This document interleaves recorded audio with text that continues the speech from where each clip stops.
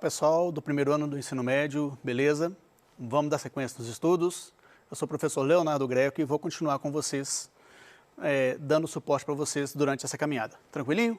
Nosso tema hoje, domínios morfoclimáticos no Brasil. Nós vamos entender o que é isso, ok? Nós vamos também compreender a relação entre a extensão do território brasileiro e a variedade dos domínios morfoclimáticos existentes, ok? E a gente vai também identificar características desses domínios morfoclimáticos, ok? Quantas vezes eu falei ok? Não interessa, né? O que são domínios morfoclimáticos? Olha a definição, tranquilinho, ó. Interação de elementos da natureza, relevo, clima, vegetação, né? Formando uma paisagem. Tranquilinho? No Brasil, a gente tem vários tipos de domínios morfoclimáticos exatamente pela grande extensão territorial. Tem quem chame o Brasil até de país-continente, né? Então, essa grande extensão possibilita uma variedade de domínios morfoclimáticos. Tranquilinho? Os nossos domínios, os domínios morfoclimáticos brasileiros: amazônico, araucárias, matas de araucárias, tá? Caatingas, cerrados, mares de morros e pradarias. Bom, entre um domínio e outro, a gente tem as faixas de transição, que são exatamente as faixas, né? Onde vai se gradativamente mudando de um domínio para outro, beleza? Primeiro domínio para a gente analisar, o domínio amazônico. Já de cara a gente fala, é o maior domínio, exatamente pela maior extensão territorial. Tranquilinho? Localizado na região norte, por que será, né? Amazônico, Amazônia, Amazonas, é isso aí. Nesse domínio, baixas altitudes e grandes depressões. Não precisa tomar remédio por causa disso não, depressões em termos geográficos, tranquilo? O clima predominante é o equatorial, vai ser constantemente, na maior parte do tempo, quente e úmido, né? O dia que não chove na Amazônia, eles soltam até foguete, né? Bom, alto índice pluviométrico, né? Então, vamos brincar com português? Vamos. Seguinte, pluviométrico, o prefixo plu vai sempre fazer referência à chuva, tá? Então, índice pluviométrico, índice médio de chuvas de um local. Quando você ler em qualquer lugar, fluvial, né? Você vai fazer referência a rios. Então, sempre que a sua análise for referente à água de rios, fluvial. Água da chuva, pluvial. Beleza? Voltemos à geografia. Temperatura média, 26 graus. E isso é muito bom na Amazônia porque lá todo mundo está suado. Você vai encontrar com o pessoal lá, você vai encontrar com a sua esposa suada. Vai encontrar com o seu chefe suado. Então, para ar-condicionado é um mercado excelente, né? Bom, no bioma amazônico, ali está presente a maior bacia hidrográfica brasileira, né? A gente até costuma brincar que na Amazônia você não tem carro, você não tem ônibus, você tem barco, canoa, embarcações, né? Os rios são as estradas. Bom, o predomínio lá é de latossolos. O solo da região, predominantemente, é o latossolo, tá? Ele tem grande teor de minerais e a sua fertilidade é baixa. Por isso que quando a gente escuta falar de desmatamento na Amazônia, né? A gente vai perceber que muitas vezes está se desmatando a Amazônia, além da extração vegetal, está se desmatando para prática da pecuária, por exemplo, tá? Porque praticar a agricultura não é que seria impossível, mas seria extremamente caro. Os custos seriam muito altos para se fazer uma produção que compensasse o trabalho, certinho? Bom, vegetação diversificada e perene. A vegetação na Amazônia, até pelas características, a grande pluviosidade, né? É uma vegetação que vai ser perene, ela não vai sofrer grandes transformações, ela não vai sofrer, né? Variando de acordo com a proximidade dos cursos de água. Então, conforme está mais próxima ou mais ou menos próxima de um rio, né, a vegetação vai se alterar. Igapó refere-se àquela vegetação que ela é constantemente inundada, ela está muito próxima dos leitos dos rios, beleza? Várzea, ela vai estar um pouco mais afastada, então ela vai estar ocasionalmente inundada no período de cheia, né? Ela vai ser inundada e depois não, volta-se ao normal, né? E terra firme, que são as áreas mais afastadas do leito dos rios e que não vai sofrer em nenhum momento processo de inundação, ok? Bom, pulando um pouquinho, saindo da Amazônia e vamos para Caatinga. Não, Caatinga, beleza? Localização, nordestão, nordeste brasileiro, tá? Formado por depressões, também esquece remédio, não precisa, tá bom? Aí a história já muda.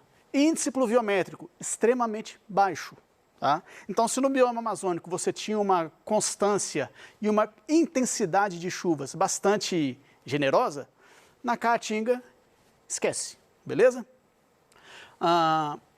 Estiagens podem superar um ano, né? A gente vê invariavelmente em reportagens sobre o nosso Nordeste, como o Nordeste brasileiro tem sofrido, pelo menos nas últimas décadas, desde que eu me entendo por gente, já vai um tempinho bom, né? O nosso Nordeste sempre sofreu com períodos muito prolongados de seca, tá? Hidrografia, rios sazonais. O que é isso, professor? É o contrário de rio perene, tá?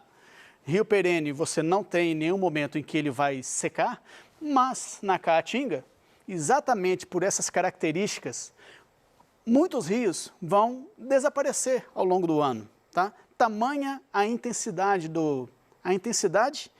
e a duração dos períodos de estiagem, né? Muitos rios podem secar, deixar de existir em alguns períodos. O solo é raso, rochoso, poucos nutrientes e pobre na questão de fertilidade. O que não significa que é inviável cultivar no Nordeste. A questão é que no Nordeste você consegue ter uma prática agrícola até relativamente eficiente. Só que você vai demandar mais custos quando você vai, por exemplo, preparar o solo, quando você vai corrigir o solo, por exemplo, corrigir a acidez do solo. A gente sabe que o solo, quando é extremamente ácido, ele não tem uma produtividade tão eficiente assim, certo? Então, mas ainda assim, demanda custo, mas costuma ter resultados satisfatórios. Vegetação na Caatinga, pequeno porte, tá? A gente vai ter 3 tipos mais predominantes, que são a vegetação arbórea, vegetação de, no máximo, 12 metros de altura, né? Arbustiva, máximo 5, e herbácea, máximo 2 metros de altura. A gente pode falar que essas são plantas guerreiras, se adaptam para sobreviver. Então você vai ter plantas que se adaptaram no sentido, por exemplo, de ter raízes extremamente profundas. Outras se adaptaram para conservar água no seu interior. Então, o cacto, por exemplo, não é uma planta tão bonita assim, né? É espinhosa e tem como característica armazenar, a palavra é essa, armazenar água no seu conteúdo, certinho? Bom, pulando outro domínio morfoclimático, mares de morro, tá? Predominando faixa litorânea brasileira, presença de morros arredondados, planaltos e serras, ok? Clima tropical e úmido, alto índice de pluviosidade, né? Não vai ser uma pluviosidade que vai se distribuir ao longo do ano, mas vai ter períodos no ano em que a pluviosidade vai estar presente e vai ser extremamente generosa, tá? Exatamente por isso, a gente tem a situação das encostas serem extremamente instáveis, e isso pode gerar um problema, porque áreas próximas aos grandes centros ou a cidades, né? Qualquer que seja, grande, média ou pequena, se essas áreas estiverem próximas a uma encosta, por exemplo, e se nessa encosta for promovida a ocupação desordenada, muitas pessoas podem ser vitimadas em caso de deslizamento, porque nessa situação o deslizamento é um risco, porque você, para ocupar, você vai ter que desmatar, você vai fragilizar o solo, ok? Bom, regime hidrográfico. Nos mares de morro estão presentes as bacias do Rio Paraná e Rio São Francisco, além de 3 hidrelétricas do Rio Paraná, né? Usinas de São Simão e de Três Marias, em Minas Gerais, né? Quem gosta de pescar, Três Marias é quase que uma rota certa. Bom, nos mares de morro predomina, né, o solo massapê, extremamente fértil, ok? Mata Atlântica predominava. Esse ponto aqui é um ponto negativo. A Mata Atlântica, ela já recobriu muito do nosso, principalmente do nosso sudeste. Hoje em dia, devido à intensa urbanização, só para lembrar, o sudeste brasileiro é a área mais urbanizada do nosso país, né? A intensa urbanização, a intensa exploração comercial fez com que hoje apenas você encontre traços da Mata Atlântica no nosso território, tá? Então, 10% da Mata Atlântica original está presente hoje em dia, certo? Cerrado, aí a gente já se muda de novo predominantemente para a área centro-oeste. Quem gosta de piqui é a planta característica do cerrado. Bom, relevo plano, tá? As altitudes não vão exceder, como o slide fala, 600 metros, tá? Clima tropical sazonal. Média climática de 22 graus Celsius e grande amplitude térmica. Então, há períodos durante o ano em que a diferença entre temperatura mínima e máxima vai ser bastante considerável, tá? O verão é úmido, tem um bom índice pluviométrico e o inverno é seco. A gente está vivenciando no Brasil atualmente o inverno, correto? A gente percebe que os índices de umidade relativa do ar, eles têm caído bastante na maioria do país, mas com mais intensidade no nosso centro-oeste. Brasília costuma ser, Distrito Federal, né, costuma ser a cidade campeã em baixos índices de umidade. E isso compromete em muito o conforto da população, certinho? Bom, o Cerrado é considerada a caixa d'água do Brasil, porque a maioria das bacias hidrográficas brasileiras estão compreendidas no Cerrado, né? Destaques, 3 bacias como destaque, Rios Araguaia, Tocantins e bacia do Rio São Francisco também. Belezinha? Com relação aos solos, 2 tipos. Latossolo, que é pobre em nutrientes, né? Então não seria um solo mais adequado para a prática da agricultura, mas já serve muito bem para a pecuária, certo? E todo mundo falando junto comigo, podzólico, lindo, né? É um solo mineral, alto teor de ferro, boa fertilidade. Então, se a gente perceber que na nossa região centro-oeste a agropecuária está muito presente, deve-se em boa parte a esse tipo de solo, tá? É um solo também extremamente sujeito a erosões, então nos períodos de seca, né, demanda-se um certo cuidado, né? Não deixar, por exemplo, a terra nua. O que é terra nua? É a terra sem nenhum tipo de cultivo, tá? Vegetação arbustiva, pequeno porte, troncos retorcidos e folhas ásperas, tá?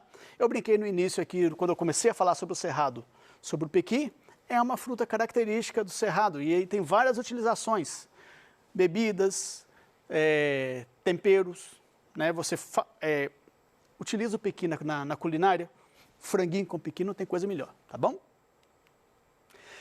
Mata de araucária, tá? Localizado no Planalto Meridional das regiões sul e sudeste do Brasil. Tranquilinho? É um relevo montanhoso com até 1.300 metros de altitude, clima subtropical, inverno rigoroso e verão quente, amplitude térmica também bastante considerável. Pluviosidade é regular, então o regime de chuvas é equilibrado, está bem distribuído ao longo do ano. Tranquilo? Grande potencial hidrelétrico. Chama a atenção aqui, usinas de Itaipu e Furnas. Detalhes sobre a usina de Itaipu. A gente sabe que a usina de Itaipu é uma usina binacional. O que é isso, pessoal? Ela é gerida por 2 governos federais, né? O Brasil e o Paraguai compartilham a administração da usina de Itaipu e também compartilham os resultados, certinho? Bom, presença das bacias dos rios Paraná e Uruguai. Solo, terra roxa, extremamente fértil, tá? Extremamente adequado para a prática, principalmente da agricultura. Com relação à vegetação, as matas de araucárias, também conhecido como pinhais, matas de pinhais, né? São pouco densas, é uma vegetação mais espaçada, ok? A presença de coníferas, árvores tipo coníferas, né? Com frutos em formato de quê? De cone, conífera é cone, né? O pinhão é um exemplo. Eu nunca tive a oportunidade de experimentar o pinhão, mas quem já teve fala que é extremamente saboroso, principalmente o pinhão torrado, queimado, tostado, não sei. Mas dizem que é muito bom.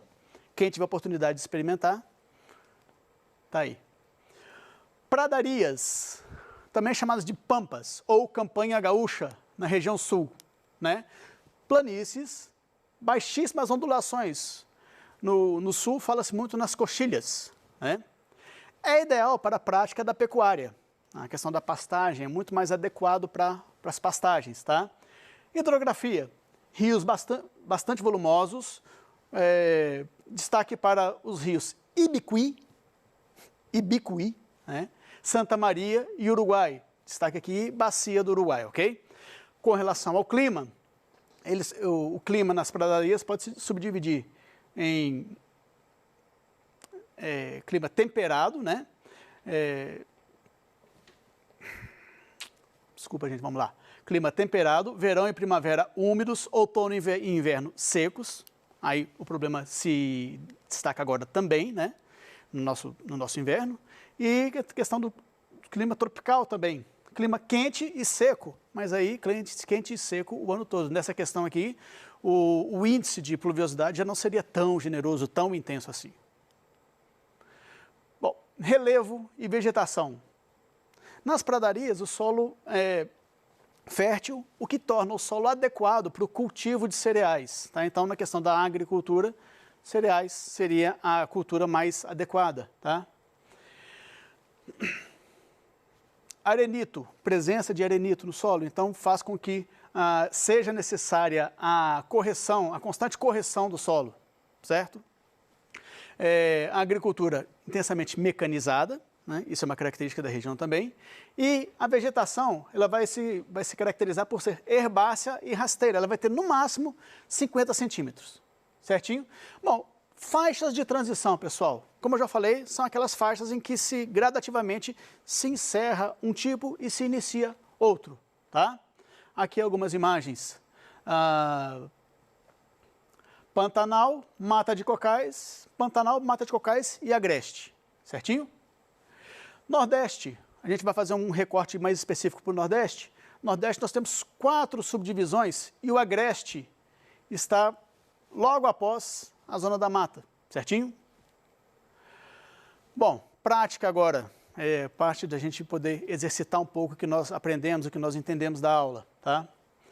Considere as afirmações abaixo sobre os domínios morfoclimáticos compostos pelo geógrafo Aziz Absaber, os quais resultam da interação de clima, relevo e vegetação e constituem paisagens próprias. Mares de morros, onde predomina o relevo abaulado e a Mata Atlântica. Vamos lá, esse está certinho, tá? Pradarias, predomina o clima subtropical, relevo de coxilhas e vegetação herbácea nos campos. E o 3, Caatinga, predominante no interior do Nordeste brasileiro, caracterizado por depressões interplanáuticas semiáridas. Depressões entre os planaltos, tá? Semiáridas. Quais estão corretas? Resposta aqui, a letra E, a última opção. As três alternativas estão corretas, certinho? Bom, a gente analisando a aula de hoje, nós vamos perceber que nós conseguimos entender que a grande extensão do Brasil comporta 6 domínios morfoclimáticos, país muito extenso, vários domínios, tá? Essa diversidade faz com que o Brasil seja um país também rico em recursos naturais. o que possibilita várias alternativas para a exploração econômica. Certinho? Pessoal, muito obrigado pela oportunidade. Espero estar novamente com vocês em outras aulas para a gente seguir os nossos estudos. Valeu!